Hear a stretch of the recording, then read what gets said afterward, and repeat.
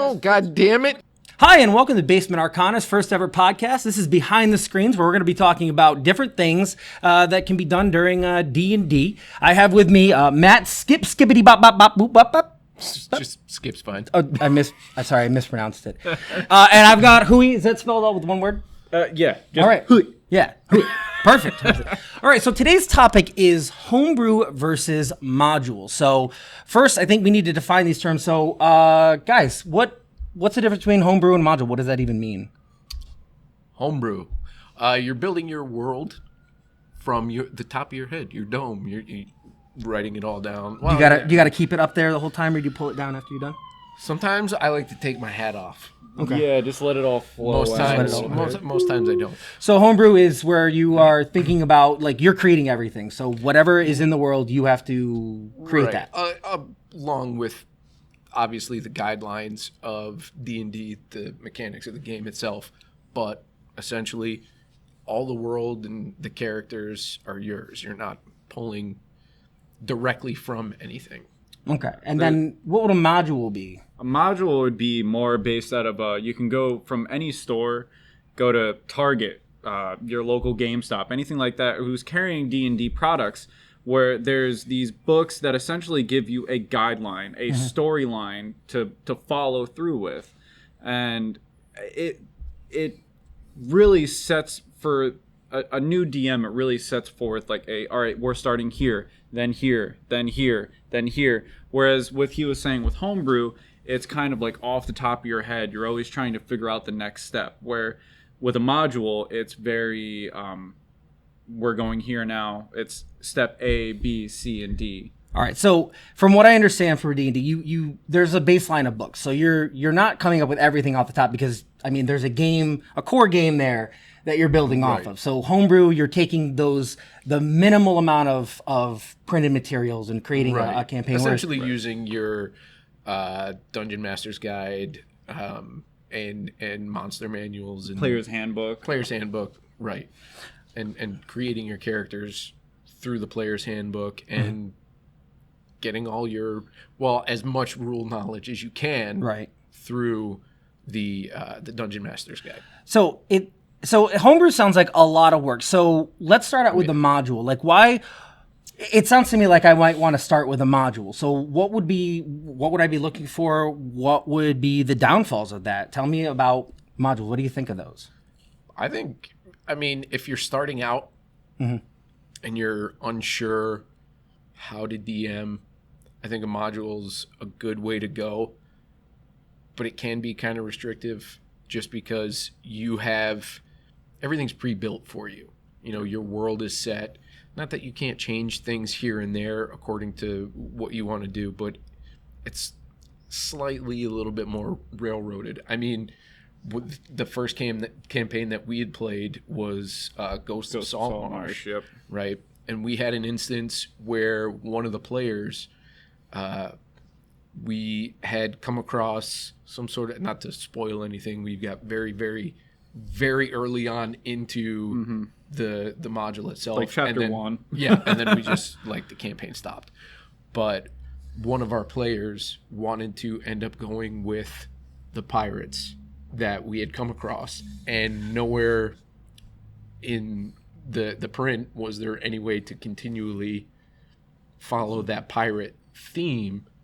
So our DM at that point first time he had DM'd anything, so he didn't really know how to rein us in other than saying, I can't do that. You can't do that. You know? Yeah. Okay, so it sounds like, if I was a new person, I didn't have anybody to talk to, it seems to me like I would gravitate to a module. Like, I don't know what I'm doing. I got all the books. I'm looking through the rules. I'm trying to interpret them, but I don't, again, in an imaginary world, I don't have anybody.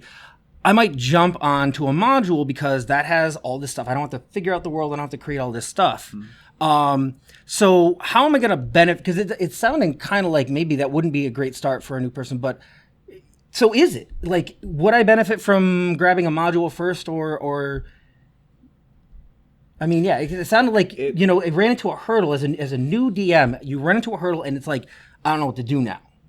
So the first time I DM'd was with a module, and I did the Into the Abyss module, which is a very kind of slow start, and which this also jumps into the area of knowing your players, because I knew all these people that I was gonna have start playing were kind of really let's get at it kind of people, whereas Into the Abyss in the beginning is a very kind of like crawling pace type of module, and I was really just trying to follow the module, which is great because for any new DM, the module gives you a place to start from, to start thinking like a DM. Start thinking like, all right, well, how am I going to play this out? And the module will give you 3-4 scenarios to play off of. But like Skip was saying, is sometimes you hit that wall where, okay, well, my players are doing something outside of these 4 scenarios. How do I rope them back in? So it can get really difficult trying to really let your players do what they want to do in a module. But if your players are into something like that, then by all means, a module is a great place to start. And even for like a more veteran DM, not to say Skip and I are veteran DMs by any means, but I kind of wanted to say that I don't know jack shit. Yeah, but and I to this day, like I would not mind doing a module based campaign, because now as doing a homebrew and DMing for a longer period of time, I think that my understanding and experience would give better to a module. Although there's a book out there that's relatively new in the D&D community called The Candlekeep Mysteries. I believe that's what it is. Which is, it's 17 different stories within the book. Right? You can play them as one-shots, or you can make like an entire campaign out of it. Which, if you wanted to start, you might take that and just try one-shots that way. I think it would be a little bit easier to have introduce new players. It might be good for first time DM to grab one of those one shots and just try to play through that. All right, so I think we can pick this back up and move into an open discussion at the end. So let's let's cover homebrew. So what are the positives of homebrew? What are the drawbacks of homebrew? Why might I want to start there, or why might I hesitate? I like the homebrew. You get it's a lot more work, for sure. Yeah, especially when you like deep dive into your own lore, you create your own world and everything. But I think that's the best part about it, is you are creating your story. If you have a story to tell, I mean, you could place it in one of the realms of D&D, or you can create your own landscape, your own continents and islands and this, that, and the other thing, and just tell your own story, and it's more of a sandbox sort of feel. So if your players have a little bit of, they get like a little wild hair up their ass or something along those lines, Just a little one. Just a little not one, for yeah. nothing. The campaign I'm running with you is nothing but wild hairs up people's asses. It's like just one Bigfoot ass. Yeah. I got Very, very furry. I got to the point where I was like, you know what? These guys are having fun and doing their thing. I can reel them back into the story, but I can also create little sprinkles of punishment or excitement, or things along those lines, to try and not deter them from doing what they want, but enhance their drive to stick to one of the stories. You know what I mean? So we brought up railroad, and I think a lot of people know what that means. Let's just quickly define the term railroad, and then we can kind of use that, because I want to ask you some questions in terms of that. I kind of like Matt Colville's definition of railroading. If you get a chance, check out Matt Colville on YouTube. It's great. informative sort of. If you're watching us, you probably already know about that. Oh yeah, absolutely. But yeah, if you don't, you unless should. if you don't know, Now you know. you know. no, yeah. But his, I'm going to paraphrase it, but his definition of railroading is just a DM that tells you, no, you can't do this. Yeah. Okay. You know what I mean? It's like, I want to try to jump over this and do a little flourish with my sword. No, you can't do that. I want to swing from this vine and try to land precariously on the tip of that spire. No, you can't do that. So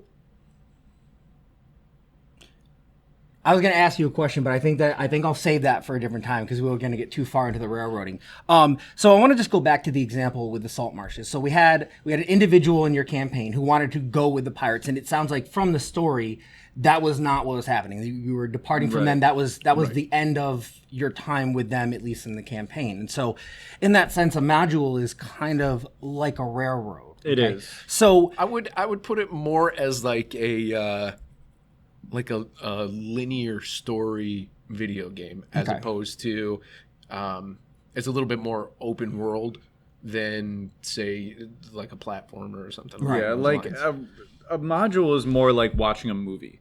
You kind of always somewhat have an idea of where the movie is going to end up going. You get the plot points, you get all those things, and they're kind of all linearly going towards one path or another. And yeah, and Whereas kinda, Homebrew, you kind of write the movie. Yeah, you write the movie. So I think You are the director.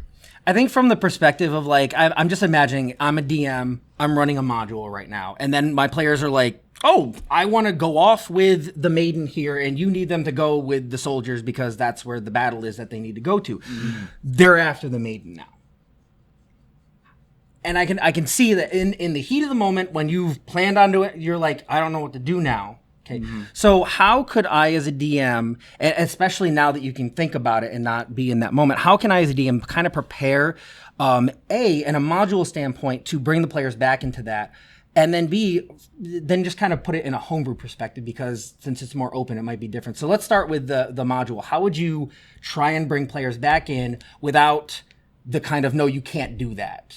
So they say they run off with this maiden, you can immediately begin to say, okay, well, this maiden may have something to do with that war that's going on. And she could either be a spy, an assassin, trying to distract the group from the overall war that's happening. And you could it's like rerouting the train back into where it's supposed to be going. Whereas with a homebrew, you can say, okay, run off with the maiden, ignore the war.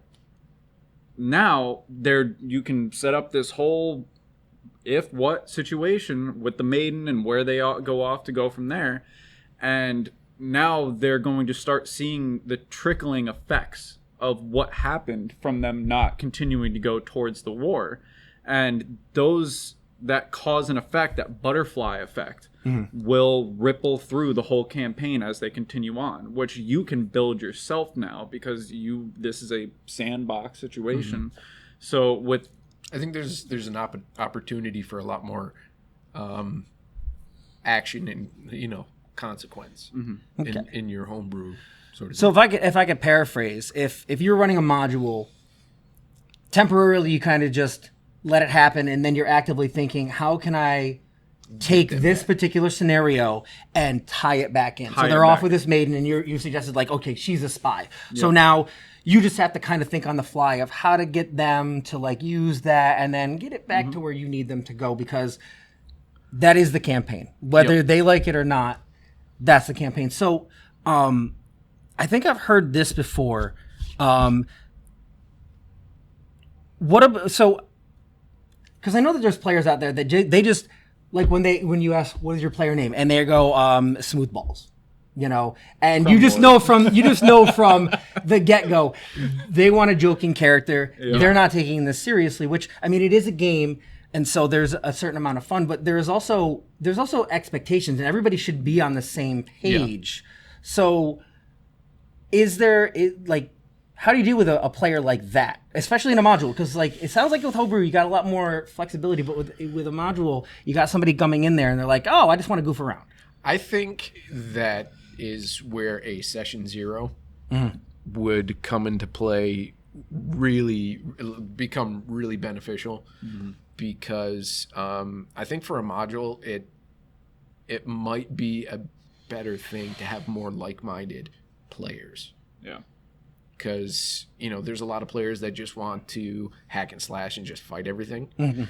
There's players who want to RP and do voices and actually tell the story of their character. But you get those two types of people, and you end up with one of your players Smooth balls. Smooth balls is getting really pissed off that Downfeather Wisp, the Elven Maiden, is actually one of the characters in my war, NPCs in my war.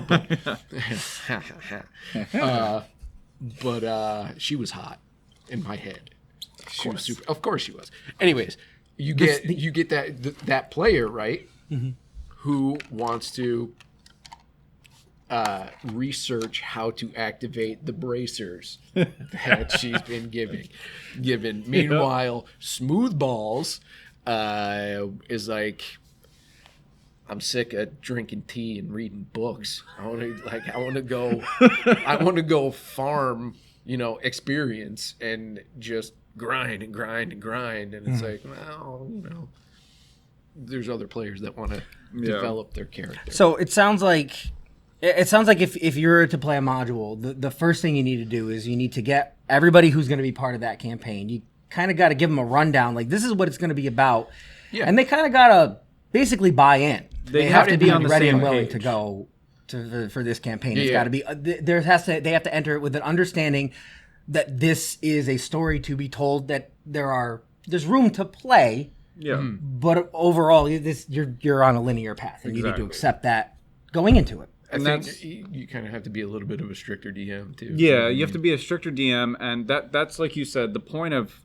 session 0. And session 1, you get into the gameplay. Session 0 is everybody rolls their HP, their dexterity, all their kind of stats, and in that session, you should set the ground rule saying, hey, whoever isn't down for this type of gameplay, you need to let me know, because this is what we're doing, and if you don't really want to be part of that, or you really want to throw a wrench in everything, then we need to establish that now. Right. Otherwise, it's everybody's gameplay and everybody's interaction with the game is going to completely either crumble or drastically veer from the original plan. Right. If you have players who are diametrically opposed in what their goals are as far as the campaign goes, you're just not going to have... So that would go for anything. Yeah. For any time. You got to make sure that everybody's on board. I mean, I've been a part of like homebrew campaigns where you have the silly ones, and I'm generally I play a serious character who is interested in whatever the DM has going on. I'm like going to find how my character is interested in that particular thing. But then you have other ones where you're like, basically you have players or NPCs who are created to rein them in. And I found that to be like a little bit ridiculous. Hall. Like, Halls is my reigning character for everybody. I think also going back real quick to the pulling someone back into the storyline, I think with homebrew versus I guess to a certain extent you could do it with the modules, but you might not be familiar. I mean, you can throw your own little towns into the world and whatnot, but at least with homebrew, for me at least, you can, if you have something planned, it doesn't have to happen. Bam. Right there where you had originally set. Say they're gonna come across a band of bandits if they go in direction A, but they choose direction B. Guess what? The bandits are down that right road. there. Yeah. I've heard that. Where basically, like, you need them to go to a certain room, and they go somewhere completely else. You just move the room to wherever they're going, and then you just have that happen. Look at that. You found that fountain. Yeah.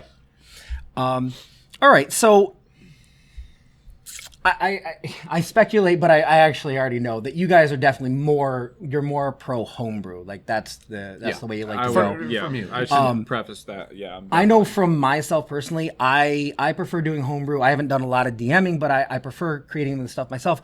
For me, the hardest part is spending the time and reading the materials and then interpreting them and then executing what has been written as best as I can configure it in my head and then and execute it. A lot of times I find that like I've misunderstood what's going on in the module and to go that way. Whereas like if I homebrewed it, I know exactly what it is that I'm going to be doing because I made it up. And if it doesn't work, I just fix it later. Right.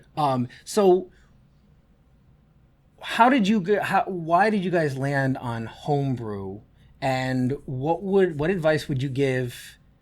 Let's just stick with that question. How did you end up with homebrew? Why do you prefer homebrew to module? You want to start that? Honestly, I've always got ideas up in my head. Excuse me, my head about. I'm an idea man. Yeah. See these hands? Do you see these hands? Not a whole lot going on in these hands. I got ideas more than anything. There's always just something swimming around, and homebrew DMing allows me to. It's a way to express it. So I created my world, and now I can have essentially anything I want happen in that world. It's almost like painting, but just you're using words and ideas and these concepts instead. Painting, and writing a novel, like you're doing it through like interpretive speech, essentially. Like you're constantly changing the storyline back and forth. Yeah. Also, I feel like eventually, once we start going further into this, there's going to be people that will say, well, such and such item, you can't do that with such and such, like rule sticklers. I'm not a rule stickler. Oh, I break the rules all the time. The DM guide is a great guide. Yeah, guide. It's there for a reason. But sometimes you have players that are like, well, you don't have to be. I've had it said to me, you don't have to be such a stickler to the rules, and it's true. You can modify this, that, or the other thing because you're not always going to have an ability check that matches with the number of the specific laid out abilities on that. So like you might be like, all right, how do you roll for peeling bark off a tree so that it like that's roll dexterity. For bark peeling. yeah. Right. Let me flip through the compendium. Yeah. Now there. Now, what I've heard this statement used, especially in reference to that, is the rule of cool. So, you have a good one. I like that. What is the rule of cool? Yeah, I like that. For what? Like the rule of cool. Like so. The rule of cool. How best to describe that? Okay. It's like you want to do something crazy, right? And there's a huge chance it's gonna fail. Okay. You know what I mean? Yeah. Like it's almost like sometimes there's like a weird Deus Ex Machina in those situations too. But like, does it make the story look cool? Is it possible? Probably in real life, maybe not. Yeah, not at all. But and it goes back and forth. But does it add a little flair to the narrative? Sometimes it works, sometimes it doesn't work. Yeah, and there's definitely been situations in our campaign alone that like I definitely put you guys in situations where I'm like, these guys aren't going to survive this. And that was like an afterthought. Like I put you in the situation to think like, all right, they can handle this. And then I saw things going south real quick. And I was like, okay, well, they're really trying hard. They're having fun. I don't want this to be like a total crapshoot. And I've like brought things in that by no means necessary should have been there. And I really did it because I wanted it to be cool. You know, that's what it was. Like, I really, like, I thought it would get a rise out of you guys. You'd have a blast.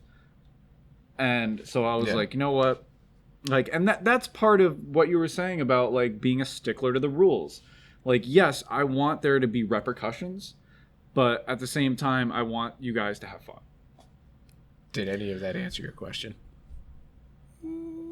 partially and not really. Yeah. You know, it's Did it whatever. look cool? Did it look? Did it sound cool? It sounded cool. I think cool. we got it. So more specifically, more Atlantically. Yeah. Anyways. was there like a specific? Well, no, direction? I've heard the rule of cool in context of like, and let me just give you a scenario, okay? Okay. I want my character to slide underneath the dude, and I want him to punch him in the nuts. Oh. And it's like, there's no check for that, right? Yeah. But then you go, the DM, you go, okay, all right, let's make this work.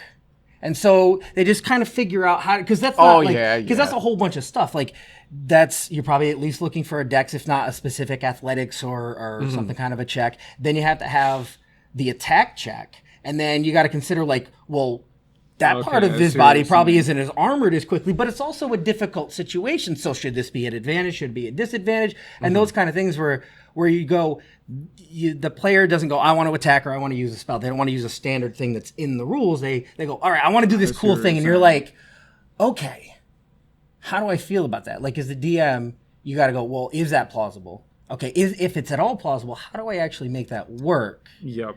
Yeah, sometimes it ends up being a bunch of different skill checks. Yeah, like, all right, you're trying to do a front flip into this slide underneath this, like you were saying, then I want to uppercut him.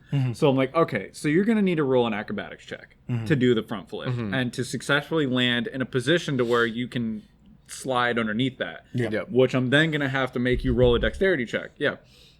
And I think I've definitely done that with you guys, where if, like, I can list multiple times you've had it. Yeah. And then at the same time, though, for me, the rule of cool, and I know you do it in your campaign, I do it in my campaign. If you land the final hit on a monster, how cool do you make this killing blow? Like, just tell me how badass you are when you do this. Gotcha. And I think that gets people so excited. It's always like, I shoot him in the butthole. Yeah, you know. Of course. And the arrow comes right out his mouth, and it. Well, this is a very, very big monster, so it lodges deeply in its butthole, but it doesn't come out the mouth. Yeah. Well, I don't think it would be configured such. That'd be an interesting trip for that projectile to come out the mouth. Yeah. 3 miles of colon and out the So other side. I want to pull it back. I want to pull it back here real quick. Rein it in. All right, so I'm a new DM, and I've decided against the module because personally, and I'm doing this as a personal. It's not like I don't have any desire to run a module. I don't think that to me, even as a new DM, I don't think I want to do that because that's a lot. Whereas I can make stuff up, and it doesn't matter if I mess up. Like, it's fine. I can just fix it later, and then I feel like a module is later on. But what are the pitfalls? Like, if I, as a new DM, what are the things that are probably going to be a little bit more than maybe I'm anticipating as far as homebrew? Because I mean, you're coming up with everything. Number 1, get a list of NPC names. Okay. Found myself in that stickle. Pickle. Yeah. Dude, I've had lists of 20 to 30 names, and in 2 sessions, they're done.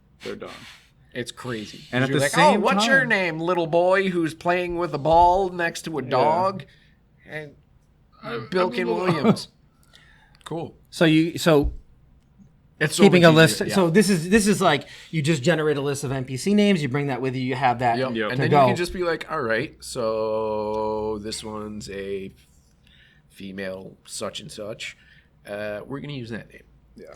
And if sorry to no, go ahead. If you really find like a name that you're really keen on, you know, you can almost tier them to where, like, all right, if they meet somebody important, these are the names that I would use. And that also goes with, kind of setting up some of the lore to your story. Like, some of those more important individuals, such as like kings, queens, nobles, or just like well-known rangers in your lore, to make sure that you already have those names. Right, so those would be set in stone. Like, you meet this character, I knew what the name was. You meet this random NPC and you decide, I want to know their name. I have a list. Also, be wary of naming NPCs, because God knows when your players are going to just fall in love with Bilbo Bababa that just kicking a ball down the road. Next thing you know, they rope him into some crazy shit, and next thing you know, he's part of the whole entire story. Yep.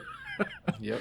I didn't plan on him being any fun whatsoever. So, I mean, it sounds like I'm to extrapolate. It sounds like you're going to have to keep notes. Like as a DM, you're going to have to take notes because you suddenly have this PC. It's not just the name. It's like you're saying what race they are, what gender they are, what age they are in general, what their occupation might be, what they kind of look like, what town they came from. Yeah. That is going to be one of your downsides to Homebrew is if you cannot keep a comprehensive notes. I'm terrible at it. And I am not that great at it too, and we both find ourselves stumbling on it that like you're like, holy crap, what did I do with this character? Why are they talking about him? And then you find yourself flipping through your notes.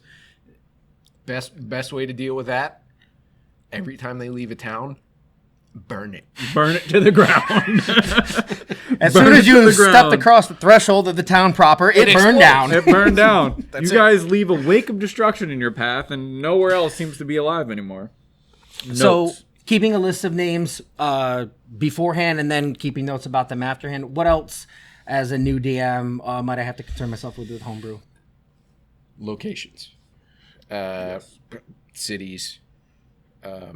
Important places to visit in the cities, taverns, armories, farriers, stables, things like that. There's a lot. Building your world to know that like, all right, this is an area is where everybody's going to kind of start. Think of it as like level 1 through 10 in World of Warcraft. You know, like think of it that way, and then like you don't even make it to this area until you're like 10 through 50, whatever. I mean, the D&D levels are only 1 through 20, but think of it as a difficulty level that like, all right, this kind of area is kind of off limits until they've reached this kind of understanding and ability in D&D. Yeah, but I'm Bilbo Smoothballs. I want to go to that area now. You go there, and a TPK may or may not happen. So that's the consequences. You went to the wrong area. You got killed. Reroll a character. Yep. Okay. And that's... I mean, yeah. Yeah. Do you ever try... You also get people that are like, what kind of government is in this township? And then you find yourself, I know I took notes. It has no government. Shut up.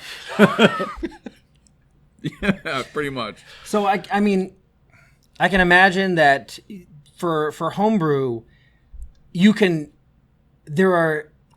there's a spectrum of preparedness, I would imagine. Yes.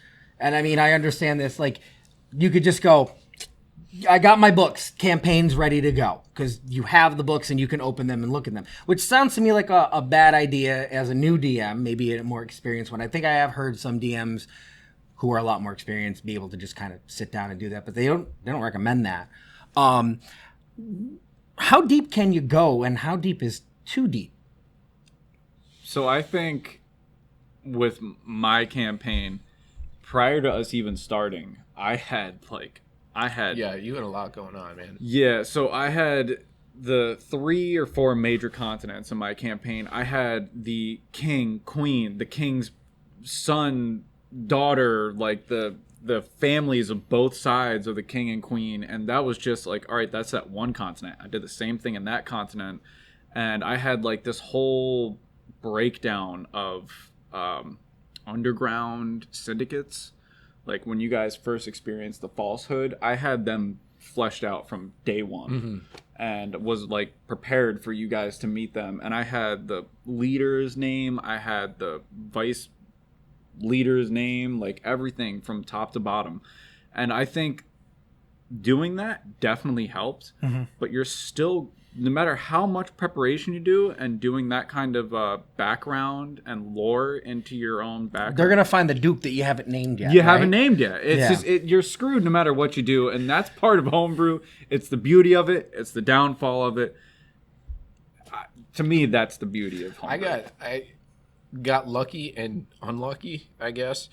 The first campaign that we started in, like with you as a player, in the city of Hull in my world, that whole interaction is just one little thing that trickles off into the whole continent. So the campaign you're playing now is about we see repercussions of that. it's about a month or so roundabout after that whole incident in the campaign that I've got you in the opposite end of the continent is round about the same time. So your campaigns are kind of hovering in that same area with little trickles of the investigation into the Mythindelian king's general's murder. Gotcha. Okay, so you're running 2 campaigns, Yes. and you're just double dipping on the lore. So everything you've done, it works for both. So, because from my own personal experience, I will dive deep into that kind of stuff, and then you bring it to the table, and inevitably everybody's like, too much.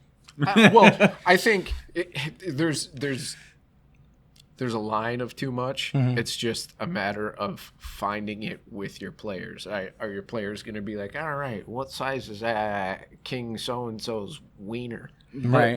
Which, Yeah. I can't say that it'll never get asked in my campaign. 2 sessions. Because I think it just might eventually. 2 campaigns ago, 3 campaigns ago even, I think now, you played a character.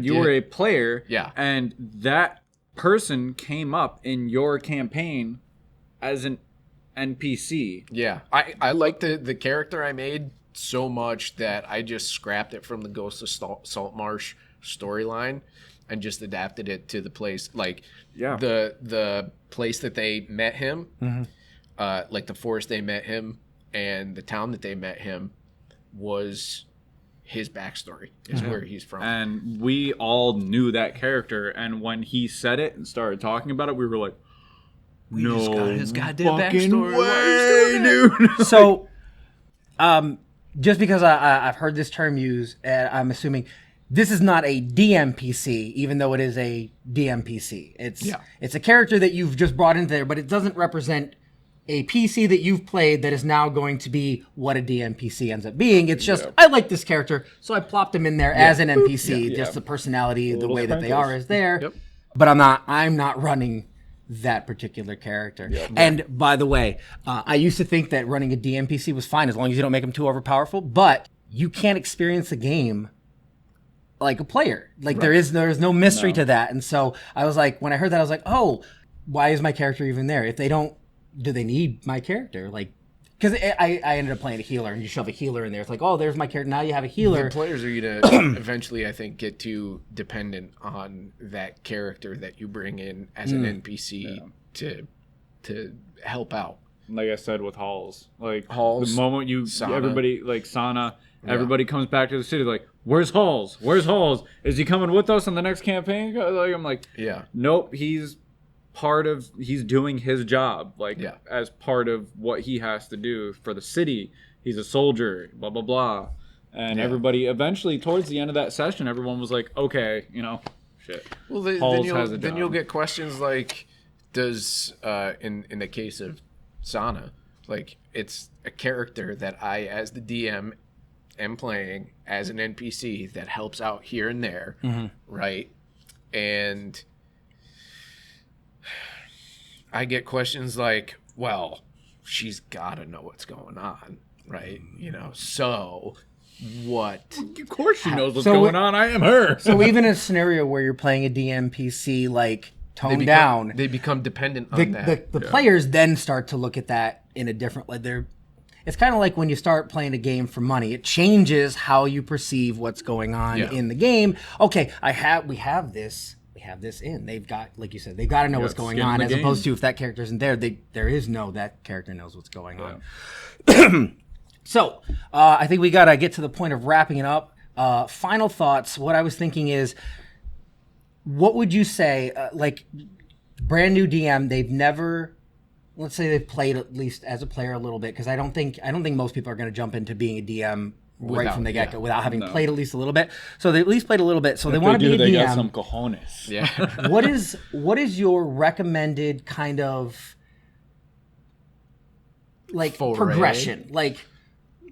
Like intermingle module, start with Homebrew.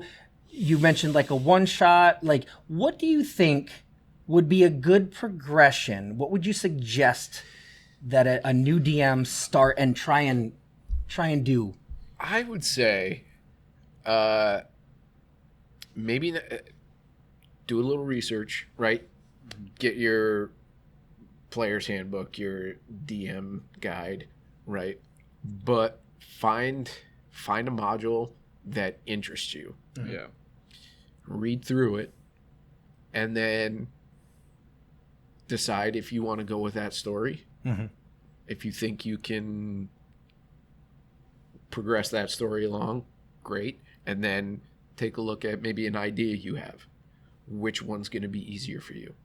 Yeah. That would be my suggestion. And I agree. I think I started with a module. I think we've all started with a module, at least. I mean, did you start with a module? I think you jumped right in. Playwise, I started with yeah. a module, and so did I. My first campaign I ever played in was, I think, the same first campaign you ever played in.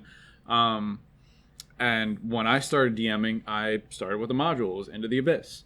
And for the first 4 or 5 sessions, I went by the book. Mm-hmm. And for me, it became too difficult because I was sitting there like almost like fumbling over myself trying to figure out what I was supposed to be saying and doing. So then I reevaluated. I came back into it and I said, I'm going to make this module my bitch. Pretty much. And I started throwing my own spin on the module. And that's when I realized things started getting really fun. Mm-hmm. And not only for my players, but me as a DM. And I think that once you kind of feel comfortable as a DM, you can start kind of shifting the module. And then once you can do that, I think is when you should start taking steps into creating your own world. And personally, this is my own opinion. I think D&D, although modules are great, I think D&D is destined to be a homebrew. Like any DM is kind of destined to start building their own homebrew. Mm-hmm. I'm sure not everybody's like that, because I'm sure there's people out there that really love the concept of modules and really get into that. But you also have to find a player group that feels the same way. Also, that if you do end up going the whole homebrew route, there's a little square book, and it's the D&D World Builder that offers suggestions on, town names. They're like, oh, they come to a tavern. What's the name of the tavern? What's their signature drink? What's their signature meal? And it gives you a lot of stuff that you wouldn't necessarily think about, a lot that I don't ever think about. But personally, I don't think. From the beginning, I think that every DM should start with a module. I do. I might not I don't hate modules, mm-hmm. but I do think that every DM should at least start with a module because it gets them into the idea of thinking like a DM, because it is much different from being a player. So kind of like, this doesn't necessarily apply, but it's almost like act as if, like, just dive into this. You got a module. Here's all the information that you need. Mm-hmm. Just dive into this. Just try it out. Yeah. Don't worry if you do it successfully or not. It's mm-hmm. not really super important as so much as you're getting your feet wet. You're kind of getting an idea of what it is.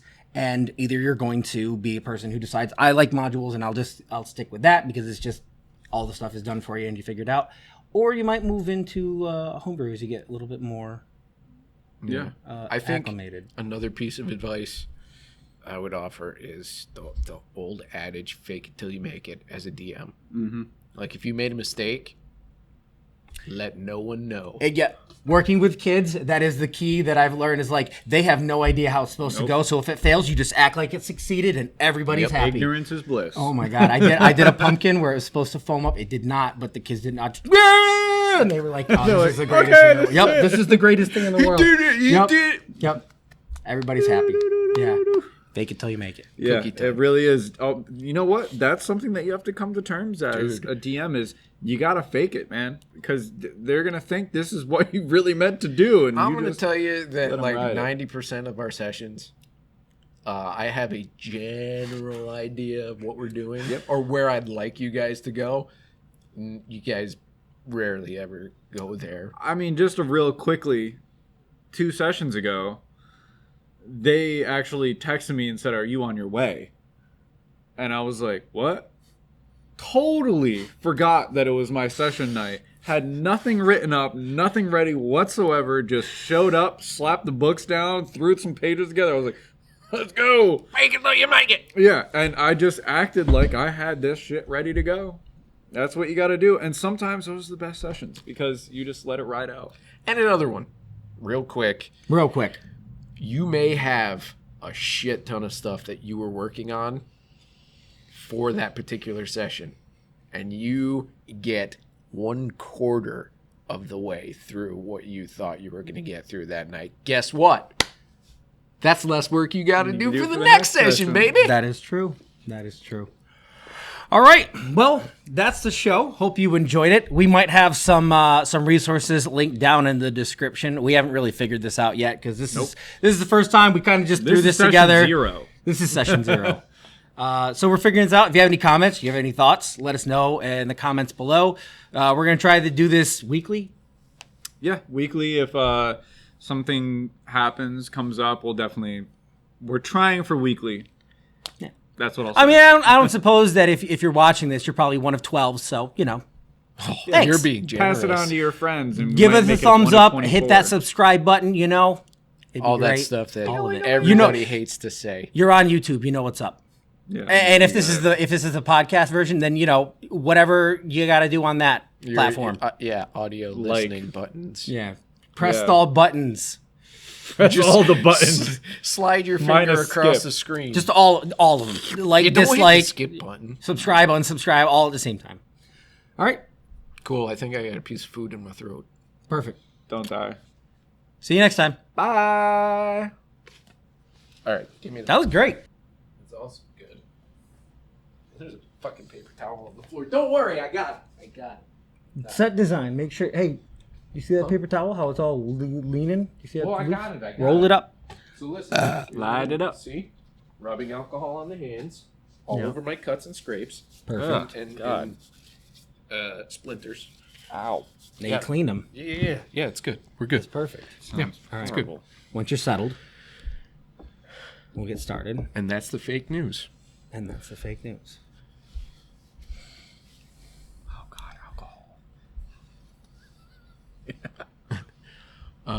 All right, so silence for a minute so we can get a little...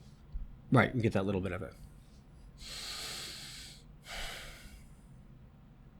Hi, and welcome to the Basement Arcana. God damn it, you breathed too hard and you didn't give enough time. You went... breathed in. Yeah. Ambient audio. Yeah. You think I've never cut audio before? Not with breathing. Yes, exactly with breathing. I take a deep breath in so that I have a breath, and then I go, as soon as I'm done breathing, that's where I cut in. Oh, okay. I know what I'm doing, bro. I've done this a couple times. Right. Okay. Gag reel. Hi, and welcome to Basement Arcana's first ever podcast. We are calling this the I Don't Remember Fuck.